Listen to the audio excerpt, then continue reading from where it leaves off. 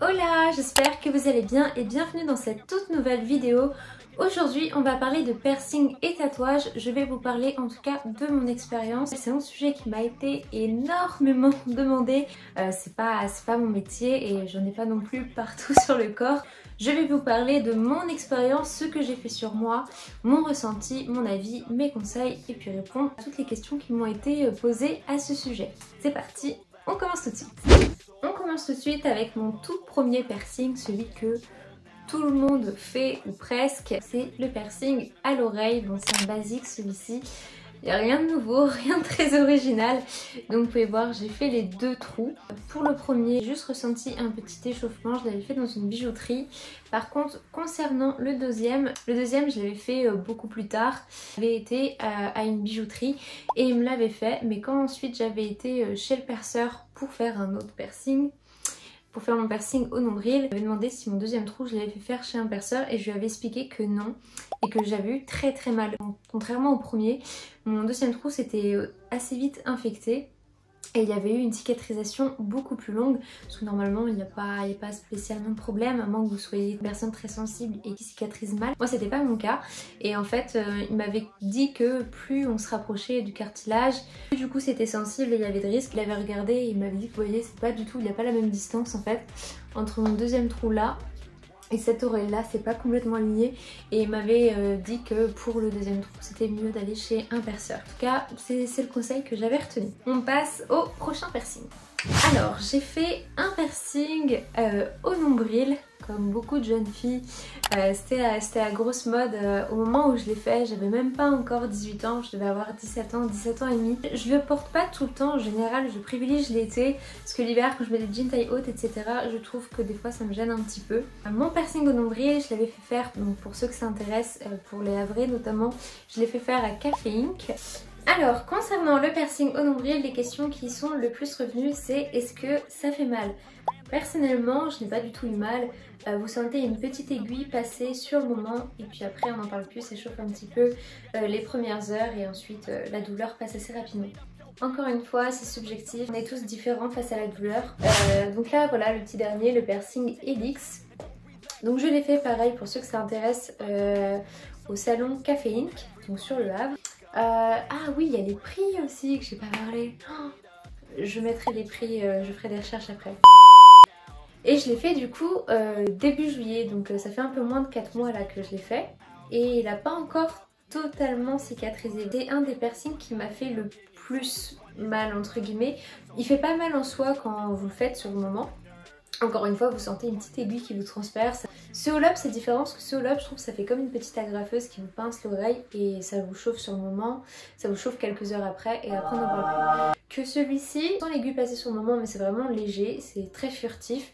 Par contre, je trouve que ça m'avait chauffé l'oreille quelques heures après, mais même les jours et les semaines après, je restais encore très sensible. Vous voyez à l'heure actuelle je le touche et je suis encore un petit peu sensible. Je suis allée hier au salon pour savoir si je pouvais changer mon bijou parce que normalement en temps normal ils disent qu'à peu près aux alentours de 3 à 4 mois on peut changer le bijou et enlever la prothèse, mais ils conseillent pour un premier changement d'aller voir son perceur. Donc moi je suis allée voir le perceur parce que j'avais quelques petites douleurs encore, c'était léger mais je sens que quand je touche au bijou ou quand je m'appuie dessus la nuit ça reste encore un peu sensible et pourtant il n'est pas du tout infecté, il est très propre etc.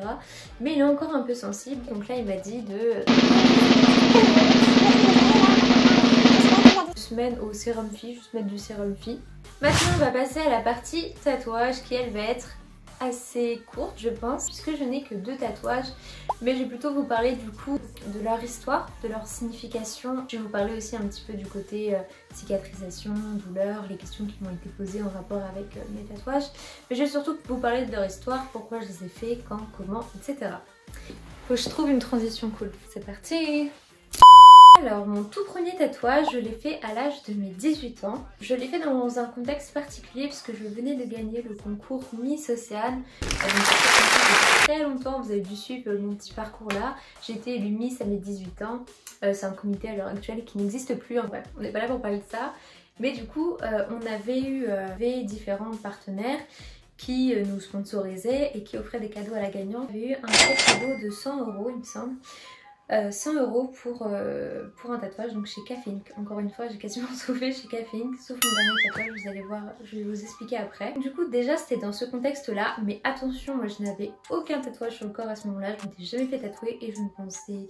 J'avais idée de me faire tatouer, ça me faisait envie, surtout pour le plan esthétique, mais je m'étais dit si je le fais il faut qu'il y ait une vraie signification derrière. Moi j'étais pas partie, enfin avant de gagner ce don là, j'avais pas réfléchi à quelque chose à l'avant, j'étais pas, enfin j'avais, voilà, je m'étais pas du tout mise à l'idée que je pouvais gagner, et quand j'ai gagné ça m'est tombé un petit peu dessus comme ça, et tant mieux, je vais pas m'en plaindre, mais je m'étais dit, c'était quelque chose qui me faisait quand même envie et qui était réfléchi, je venais d'avoir mes 18 ans, et je me suis dit que ce serait l'occasion du coup de faire ça. Donc à ce moment-là, j'ai commencé à réfléchir à un dessin qui me plaisait, à un symbole qui pouvait représenter... À la base, je voulais quelque chose qui soit très significatif pour moi, mais aussi esthétique. Et vous allez voir, même mon deuxième tatouage, j'ai réfléchi comme ça. Au départ, je me suis dit, ok, quel est l'endroit où j'aimerais le faire? Donc, encore une fois, je vais vous parler de mon expérience à moi. Moi, ça a toujours été très réfléchi, enfin très réfléchi. On pourrait penser de l'histoire que c'est un peu sur un coup de tête comme ça, mais au final, c'est toujours des choses que j'avais en tête. C'est juste que j'ai eu une opportunité de le faire et du coup, je l'ai saisi à ce moment-là. Mais chaque endroit est réfléchi. Chaque dessin que j'ai fait sur mon corps, je savais que je l'aurais à vie et pour moi, c'était essentiel qu'il y ait une signification, qu'à chaque fois que je le regarde, ça me fasse penser à ça et que je sois contente de penser à ça et que ça me fasse un rappel et que je ne regrette pas. Que ce soit pas juste un dessin, parce que forcément si c'est juste esthétique aussi vous pouvez très bien vous en lasser, alors que s'il y a une véritable signification derrière, je trouve que ça a plus de sens. En tout cas moi je trouvais que ça avait plus de sens. Après encore une fois, je ne juge pas les personnes qui voilà le font sur un coup de tête ou parce que voilà, peu importe vos motivations pour faire un tatouage, je ne juge absolument pas ça. Moi je suis ok avec ça. Comme je suis ok avec les personnes qui ne comprennent pas les gens qui se sont tatoués. Il n'y a pas de souci. Chacun fait ce qu'il veut, je me prends pas la tête. Déjà j'avais idée de faire un tatouage sur le côté. Donc je voulais vraiment un tatouage qui ait du sens. Et vu que j'avais eu ce bon cadeau là suite à mon aventure de Miss, ça représentait quand même quelque chose pour moi. Je m'étais dit que je me ferais un tatouage en rapport avec l'anorexie, comme certains le savent peut-être déjà ou pas. Si vous venez de débarquer sur ma chaîne, vous le savez peut-être pas, mais j'ai été anorexique pendant très longtemps. Ça a commencé à l'âge de 12 ans et c'est quelque chose à ce moment-là dont je ne parlais pas du tout. Très peu de personnes étaient au courant à part mon entourage proche. C'était quand même une revanche assez importante pour moi, surtout que moi à la base je voulais pas du tout faire ce concours-là. J'avais été démarchée par hasard et je me suis dit bon bah ok, mais je pensais pas du tout gagner. Donc ça m'avait redonné un peu confiance en moi, ça avait remonté un peu mon estime, parce que à ce moment-là j'étais pas complète, j'étais encore beaucoup dans le contrôle, très complexée par mon corps, etc. Du coup je me suis dit qu'il fallait que je fasse un tatouage en rapport avec l'anorexie. Donc au départ j'avais pensé à une phrase, mais je voulais pas me tatouer anorexia ou anorexie recovery sur le côté de ma côte. Je voulais pas non plus que quand on le voit on se dit ah cette fille-là elle est tombée dans l'anorexie. J'ai commencé à rechercher un petit peu tous les symboles lié à une encre. Alors pourquoi l'encre? Certains d'entre vous, je suis sûre, ont pensé que c'est parce que j'aime bien les sports aquatiques, etc. et pour ça que je m'étais fait une encre.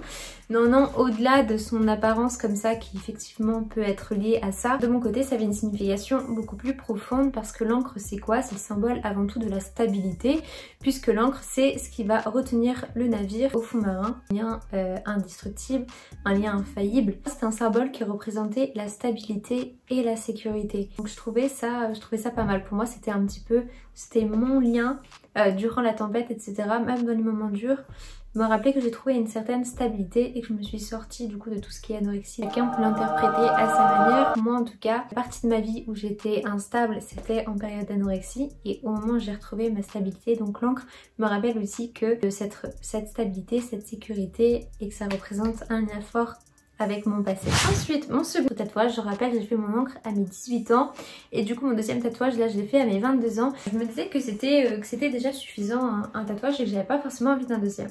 Il se trouve que malgré tout je trouve ça joli, et c'est vrai que souvent quand on en a un, la plupart du temps tout le monde me disait t'en as un mais t'en as pas à quand le deuxième, etc. Parce que souvent on me dit que quand on commence à faire un tatouage on a du mal à s'arrêter à un seul. Mais moi je dis non, ça me suffit très bien. Souvent on me dit ça, mais j'en ferai pas de deuxième, etc. Sauf qu'un beau jour, l'opportunité s'est présentée. On était une bande de copines là cet été en vacances. On est parti à Malte. On a rencontré un couple d'amis, pareil, on a passé toutes nos vacances ensemble. Enfin bref, c'était une rencontre assez exceptionnelle et on a passé des moments vraiment assez forts et ouais, c'était trop bien. Et quelqu'un a lancé l'idée de se faire tatouer. Non, non, moi je me ferai pas de deuxième tatouage, etc. Au début j'étais vraiment contre et je me suis dit non, je veux pas me faire un tatouage en rapport avec l'amitié ou en rapport avec le voyage. Moi je voulais pas, non pas que j'aimais pas mes potes ou quoi que ce soit, ou que j'aimais pas le voyage qu'on venait de faire, mais je voulais pas faire quelque chose en rapport avec ça parce qu'on sait jamais ce qui peut se passer. Je voulais pas regretter, je voulais vraiment que ça ait une signification plus profonde pour moi et je voulais pas regretter quoi, c'est surtout ça. J'arrêtais pas de leur dire non je ferai pas le deuxième tatouage et ils arrêtaient pas d'essayer de me convaincre. Bref, on a réussi à se convaincre et je leur ai dit bon bah ok, je vais bien me faire tatouer avant la fin des vacances, avant qu'on reprenne notre avion quoi. Par contre, faut qu'on trouve une signification. Je ferai pas de tatouage tant qu'on trouve pas d'endroit esthétique où le faire et je veux pas et je veux surtout une signification. Donc on a commencé à chercher qu'est-ce que j'aimerais me faire tatouer sur le corps et encore une fois quelle est la signification. En gros quand je regarde mon tatouage, quelque chose qui me ferait un rappel, un bon rappel, quelque chose que j'ai envie d'avoir sur moi et que je ne regretterai pas, et au-delà du dessin etc pour lequel je peux me lasser, quelle est la signification qu'il y aura derrière. Et je leur ai dit ah mais c'est vrai qu'à ce moment là, quand j'avais eu l'idée de me faire mon premier tatouage, il y avait eu, je voulais faire quelque chose en rapport avec l'anorexie parce que c'était dans le bon contexte et voilà, c'était lié à cette histoire de revanche sur mon passé. Mais je leur avais dit que si je n'avais pas fait mon encre, j'aurais fait quelque chose en rapport avec le décès de quelqu'un qui m'est très proche et pour lequel ça me fait vraiment quelque chose quand je l'ai perdu et qu'au quotidien constamment je ressens son manque. Le décès est très triste. Je comprends complètement, mais j'avais une relation particulière avec cette personne-là. Donc cette personne c'était mon arrière-grand-mère. Donc pour certains je me dis ah, c'est ton arrière-grand-mère, c'est éloigné, et au final non, parce que c'est quelqu'un qui a vécu très âgé et avec qui j'avais une relation vraiment très particulière. J'étais vraiment très proche d'elle. Et au quotidien, voilà, il y a toujours des rappels où je me raccroche à elle et j'espère que quelque part elle garde un œil sur moi parce que c'est vraiment une relation qui est profonde. Et j'ai toujours voulu garder ça tout au long de ma vie. J'y pense dès que je passe une étape vraiment importante. Je me dis j'espère qu'elle voit ça et elle est fière de moi. Ça peut paraître bête pour certains, mais moi je sais que j'ai besoin de me raccrocher à ça parce que c'est vraiment quelque chose qui est important pour moi. Et du coup quand j'ai raconté ça à ma bande de potes avec qui on devait se faire tatouer, on me dit mais voilà. Par rapport avec ça, je leur ai dit ouais c'est vrai que de toute façon mon premier tatouage j'avais hésité entre le faire un truc en rapport avec l'anorexie ou un tatouage en rapport avec mon arrière-grand-mère. Donc après il a fallu trouver quelque chose qui me fasse rappeler elle. Je veux que ce soit un dessin, comme mon encre en fait, un dessin qui représente vraiment une signification profonde. Donc on a réfléchi, moi j'arrêtais pas de chercher des modèles etc. Donc même si ça peut paraître, parce que j'avais pas prévu de me faire tatouer en vacances, donc même si ça peut paraître un petit peu comme sur un coup de tête, au final c'était quelque chose qui était malgré tout réfléchi, qui s'est fait très vite sur le moment et qui n'était pas spécialement prévu. Et du coup à ce moment là j'ai trouvé l'idée de la fleur. Je me suis dit tiens quelle est sa fleur préférée. C'était sa fleur préférée. Elle en avait d'autres aussi mais c'est celle où elle parlait le plus, où elle faisait des chansons avec etc. Donc c'est pour ça je me suis dit yes, une fleur préférée ça peut être joli. Maintenant, donc ça peut être joli et en plus de ça c'est une signification assez profonde. Je me tatoue sa fleur préférée sur le corps. Comme ça chaque fois que je le vois je pense à elle. Moi quand je me suis fait tatouer, on était du coup dans un pays anglophone et moi je parle pas hyper bien anglais, donc heureusement que du coup c'est pas le couple qu'on avait rencontré qui eux parlaient très bien anglais et ont su déjà négocier le prix avec le tatoueur parce que du coup on s'était fait ils nous avaient offert un tarif de cours donc je l'ai vraiment payé pas cher. Maintenant vous connaissez tous mes secrets.